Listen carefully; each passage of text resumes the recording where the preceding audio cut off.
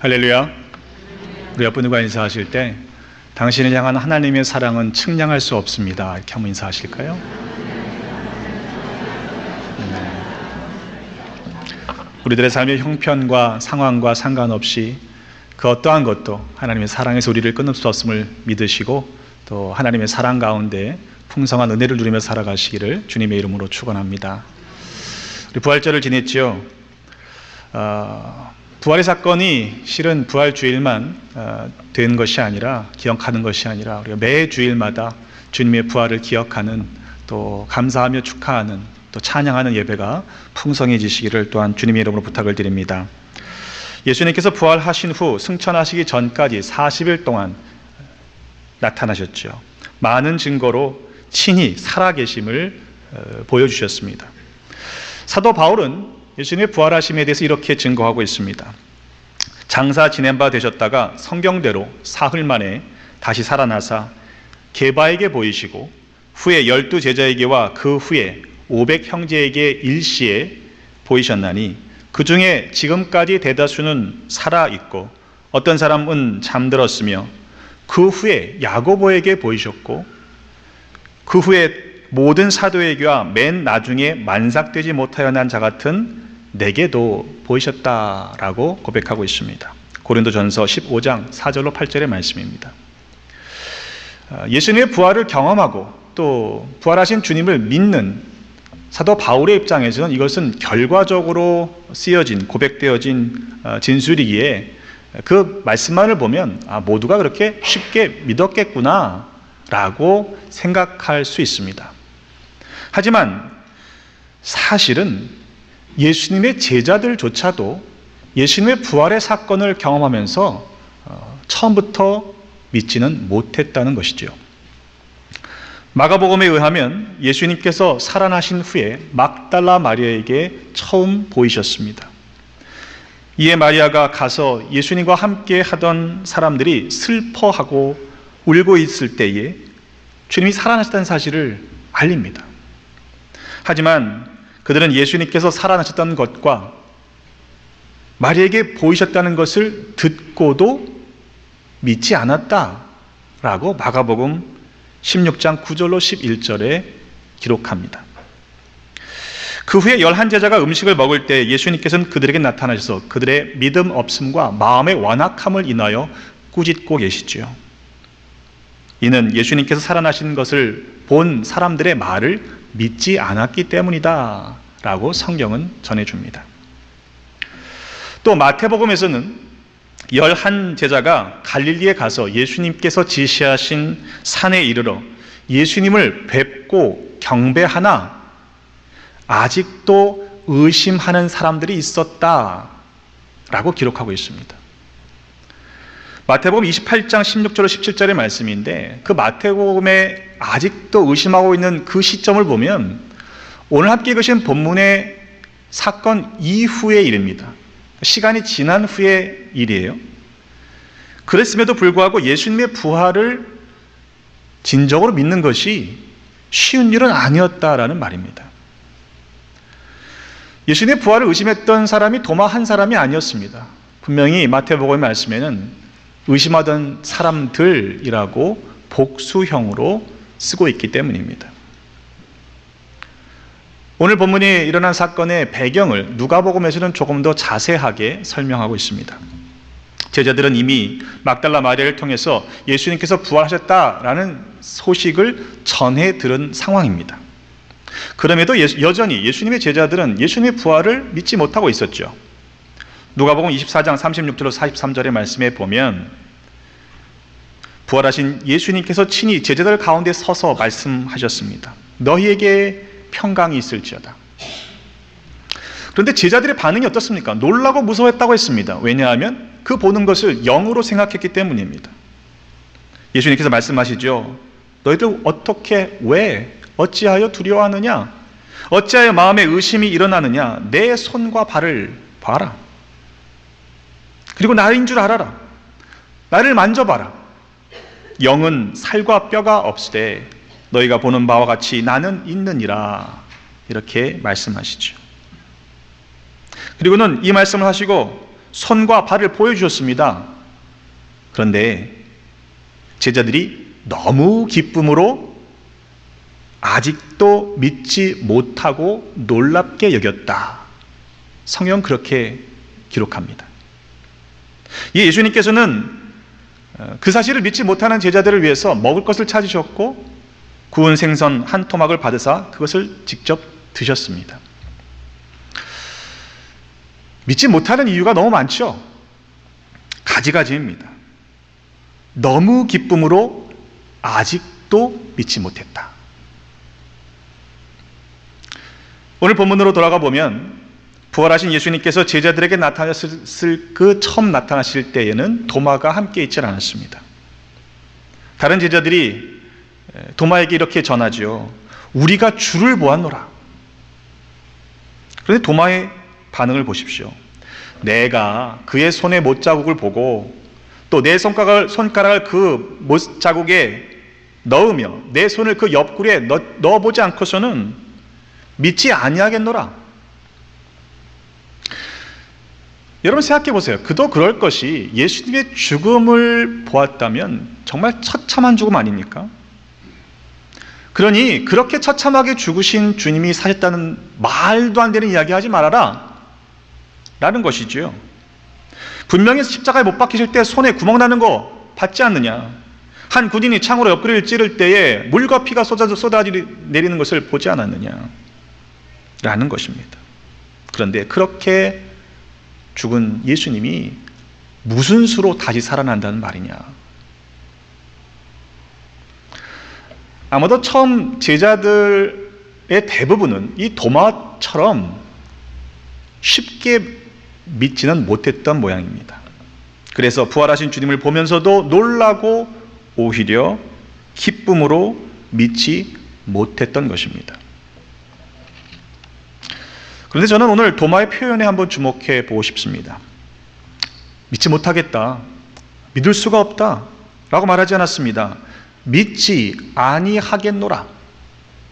이건 상당한 어감의 차이가 있습니다. 믿을 수 없는 황당하고 놀라운 이야기라서 믿어지지 않는다는 이야기가 아닙니다. 그렇게 허황된 말을 나는 믿지 않겠노라 선언하고 있습니다. I will not believe it. 믿지 않겠다는 거예요. 여러분, 도마가 예수님의 부활을 직접 목격한 제자들의 말을, 증언을 믿지 않았던 이유는 무엇일까요? 실은 도마가 믿었던 것은 자기 자신의 감각이었습니다. 자기 자신의 판단이었고 자기의 생각이었습니다. 그것을 믿었던 것이죠. 내 자신의 합리적인 판단을 더 의지했던 것입니다. 그러니 내 눈으로 봐야겠다는 거예요. 내 손으로 직접 만져봐야 믿겠다는 겁니다. 그 전까지는 믿지 않겠다 라는 것이 도마의 태도였습니다. 우리의 감각이 그렇게 정확하던가요? 자신 있으십니까? 여러분 옆에 보시면 right and left side에 사운드 패널이 달려져 있어요. 쭉 보세요. 같은 색입니까? 다른 색입니까? Those are same color or different color? 같은 컬러입니다. Same color. 근데 왜 다른 거예요? 왜 다르게 보이는 거예요? 배경의 색깔, 백그라운드 컬러가 다르고 라이트가 다르기 때문에 다르게 보이는 거죠. 그러니까 우리는 같다고 생각하지만 그렇게 보지만 그렇게 믿지만 사실은 아닌 거예요. 우리가 의지하는 감각이, 우리의 이성이 확실하지 않습니다. 도마가 어떤 사람입니까? 예수님께서 죽은 나사로를 살리러 가실 때에도 그가 등장하고 있습니다. 요한복음 11장 14절로 16절의 말씀에 보면 예수께서 밝히 말씀하시죠. 나사로가 죽었느니라. 내가 거기 있지 아니한 것을 너희를 위하여 기뻐하노니 이는 너희로 믿게 하려 함이라. 그러나 그에게로 가자라고 말씀하실 때 디두모라 하는 이 도마가 다른 제자들에게 이렇게 말합니다. 우리도 주와 함께 죽으러 가자. 그러니까 예수님을 위해서 죽겠다, 죽을 수 있다라는 각오까지 되어 있던 사람이 도마입니다. 또한 다른 제자들을 향해서 우리 함께 가자, 같이 죽으러 가자라고 앞장설 정도의 사람이었습니다. 확신을 했던 사람이죠. 그런데 도마의 확신은 과연 무엇에 근거하고 있는가? 실은 도마는요, 예수님께서 하시려는 일에 대해서는 관심이 없었습니다. 지금 예수님께서는 요한복음의 말씀 속에서는 죽은 나사로를 살리러 가자라고 하시는데 도마의 관심에는 그게 없었어요. 왜 죽으러 가자라고 말했냐 하면 유대인들에게 돌을 맞을 각오를 하고 가야 한다라고 자신이 생각했던 거예요. 자신의 판단, 자신의 엉뚱한 생각이 더 앞섰던 것이죠. 왜냐하면 바로 얼마 전에 유대인들에게 돌을 맞아 위협을 당하는 사건을 경험했거든요. 그러니까 자기 자신의 판단으로 보면 이제 간다고 하는 것은 죽으러 가는 거구나. 하나님은 지금 예수 그리스도는 살리려고 가시는데 죽으러 가려고 하는 거죠. 도마의 열심만을 볼 때에는 주님을 죽기까지 따르겠다라고 충성하는 것처럼 보입니다. 그러나 정작 예수님께서 십자가에 달려 돌아가셨을 때 도마는 그 자리에 없었습니다. 여러분, 과연 우리들의 믿음은 어떠합니까? 과연 우리는 도마보다는 믿음이 더 낫다라고 확신할 수 있나요? 자신할 수 있나요? 우리가 혹시라도 도마처럼 내 감각, 내 이성과 내 판단 안에 갇혀 있어 그러한 제한된 모습으로 신앙생활을 하고 있지는 않습니까? 그로부터 여드레가 지났습니다. 제자들이 다시 집안에 있을 때 그때는 도마도 함께 있었죠. 문들은 굳게 닫혀 있었습니다. 놀랍게도 예수님께서 제자들 가운데 오사 서서 이렇게 말씀하십니다. 너희에게 평강이 있을지어다. 그리고는 도마를 향해서 말씀하시죠. 네 손가락을 이리 내밀어 내 손을 보고 네 손을 내밀어 내 옆구리에 넣어보라. 그리하여 믿음 없는 자가 되지 말고 믿는 자가 되라. 그제서야 도마는 주님께 고백합니다. 나의 주님이시요 나의 하나님이십니다. 예수님께서 도마에게 말씀하시죠. 너는 나를 본고로 믿느냐? 보지 못하고 믿는 자들은 복되도다. 이렇게 말씀하셨습니다. 그러니까 예수님의 말씀으로 본다면 우리 모두는 최소한 도마보다는 복된 사람들입니다. 직접 보지 못하고 믿었기 때문이죠. 예수님께서 거듭해서 요청하시는 것이 무엇입니까? 믿음입니다. 믿음. 나를 믿느냐? 내가 하나님의 아들인 것을 믿느냐? 나의 부활을 믿느냐? 너희들도 그렇게 부활할 것을 믿느냐? 물으시는 겁니다. 오늘 함께 읽으신 본문의 마지막 말씀 2절을 보면 사도 요한은 요한복음을 기록한 목적을 분명하게 기록하고 있습니다. 예수께서 제자들 앞에서 이 책에 기록되지 아니한 다른 표적도 많이 행하셨으나 오직 이것을 기록함은 너희로 예수께서 하나님의 아들 그리스도이심을 믿게 하려 하며 또 너희로 믿고 그 이름을 힘입어 생명을 얻게 하려 함이라. 여러분, 믿음을 통해서 우리에게 생명을 주시고자 하시는 것이 하나님의 그 거룩한 뜻임을 기억하시기를 바랍니다. 사도 바울은 믿음에 대해서 이렇게 로마서에서 말씀합니다. 로마서 1장 17절의 말씀에 보면 복음에는 하나님의 의가 나타나서 믿음으로 믿음에 이르게 하나니 기록된 바 오직 의인은 믿음으로 말미암아 살리람과 같으니라. 이렇게 말씀했고요. 로마서 10장 9절로 10절의 말씀에 보면 네가 만일 네 입으로 예수를 주로 시인하며 또 하나님께서 그를 죽은 자 가운데서 다시 살리신 것을 네 마음에 믿으면 구원을 받으리라. 사람이 마음으로 믿어 의에 이르고 입으로 시인하여 구원에 이르느니라. 이렇게 말씀했습니다. 또 로마서 14장 23절 하반절을 보면 먹는 것에 대해서 바울이 교훈하고 있을 때 이런 말씀을 하죠. 믿음을 따라 하지 아니하는 것은 다 죄니라 그랬어요. 심지어 먹는 것조차도 믿음으로 해야 한다라고 말씀하고 있는 것입니다. 하물며 모든 일들을 믿음을 따라 행해야 하지 않겠는가 라고 가르치고 있는 것이죠. 오병이어의 놀라운 기적 사건을 기억하시죠? 바로 그 직후에 있었던 일입니다. 무리들이 예수님을 따라 나섭니다. 끝까지 따라오는 무리들을 향해서 예수님께서 이렇게 말씀하십니다. 내가 진실로 진실로 너희에게 이르노니 너희가 나를 찾는 까닭은 표적을 본 것 때문이 아니다. 떡을 먹고 배부른 까닭이다. 썩을 양식을 위하여 일하지 말고 영생하도록 있는 양식을 위하여 하라. 이 양식은 인자가 너희에게 주리니 인자는 아버지 하나님께서 인치신 자니라. 이렇게 말씀하시죠. 그때 그들이 묻습니다. 우리가 어떻게 해야 하나님의 일을 할 수 있단 말입니까? 예수님께 대답하시죠. 하나님께서 보내신 일을 믿는 것이 하나님의 일이니라. 우리가 때로 사역합니다. 열심히 해야 돼요. 근데 그 일은, 하나님의 일은 사역이 아니라 예수 그리스도를 믿는 것이 하나님의 일이라고 분명하게 가르쳐 주셨습니다.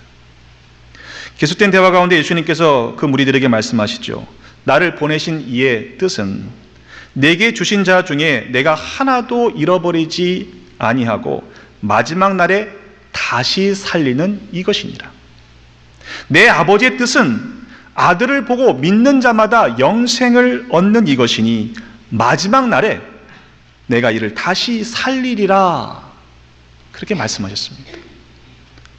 아버지의 뜻은 믿는 우리를 다시 살리시는 것이라는 것입니다.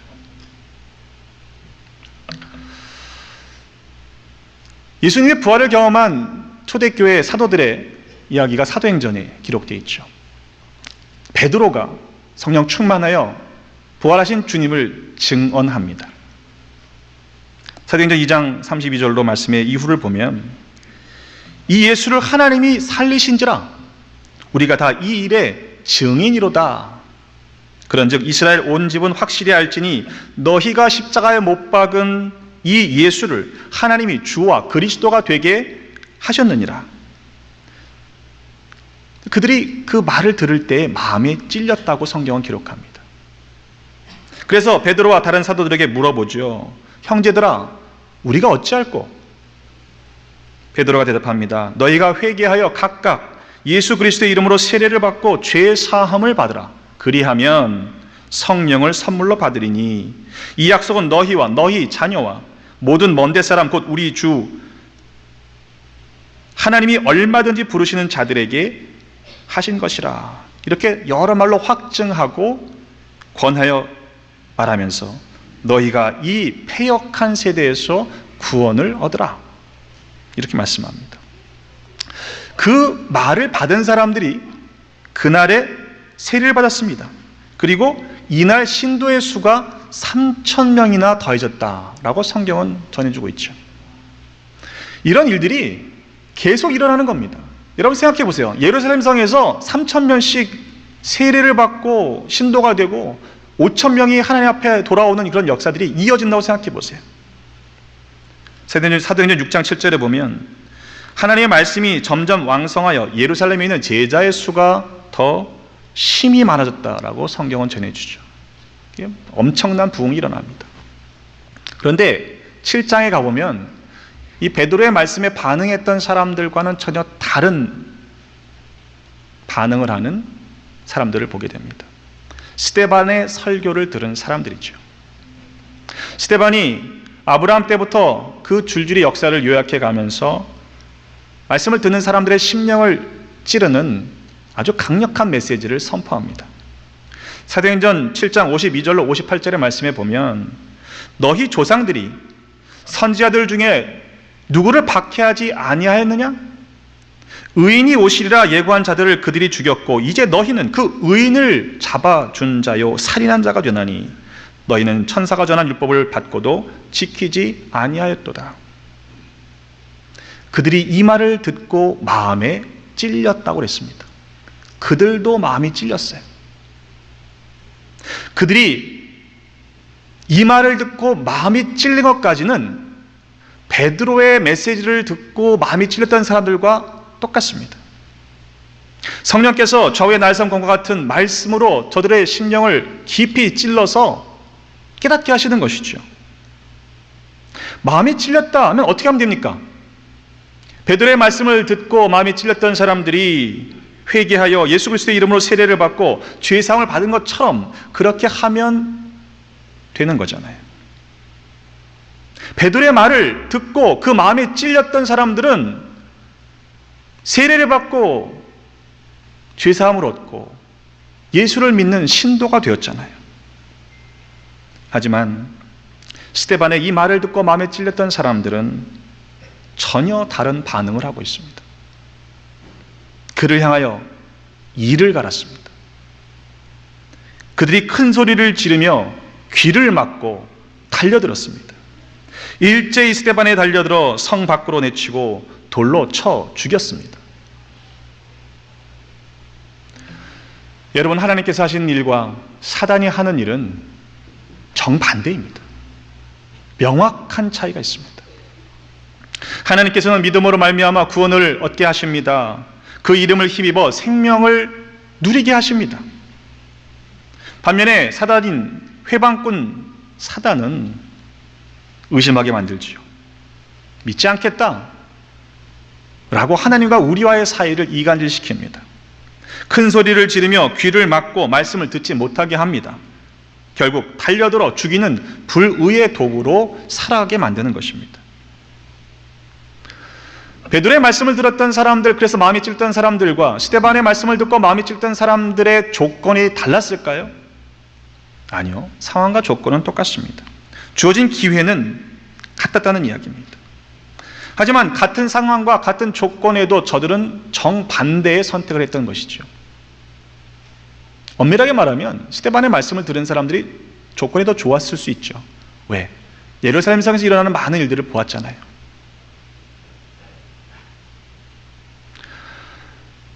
여러분, 아직도 늦지 않았습니다.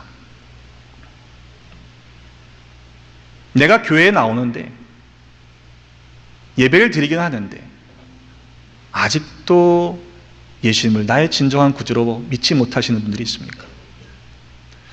내가 주님을 믿는다고 하면서도 주님의 부활은 그건 아닌 것 같아 라고 혹시 의심의 마음이 조금이라도 있는 분들이 있습니까?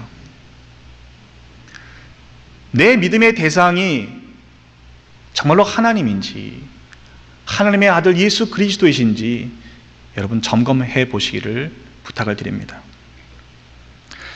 야고보서 2장 19절의 말씀에 이런 말씀이 있습니다. 네가 하나님은 한 분이신 줄을 믿느냐? 잘하는도다. 그런데 마귀도 믿고 떠느니라 그랬어요. 귀신들도 그 사실을 알고 믿고 떱니다. 그 정도 가지고는 충분하지 않다는 것이죠. 히브리서 11장 6절의 말씀에 보면 믿음이 없이는 하나님을 기쁘시게 하지 못하나니 하나님께 나아가는 자는 반드시 그가 계신 것과 또한 그가 자기를 찾는 자들에게 상 주시는 이심을 믿어야 할지니라 그렇게 말씀했습니다. 여러분, 과연 우리에게는 믿음이 있습니까? 예수님을 하나님의 아들, 나를 구원하신 구세주로 믿고 계십니까? 주님의 부활을 진정으로 여러분 믿고 계십니까? 단지 믿느냐, 안 믿느냐, 이것으로 끝나지 않습니다.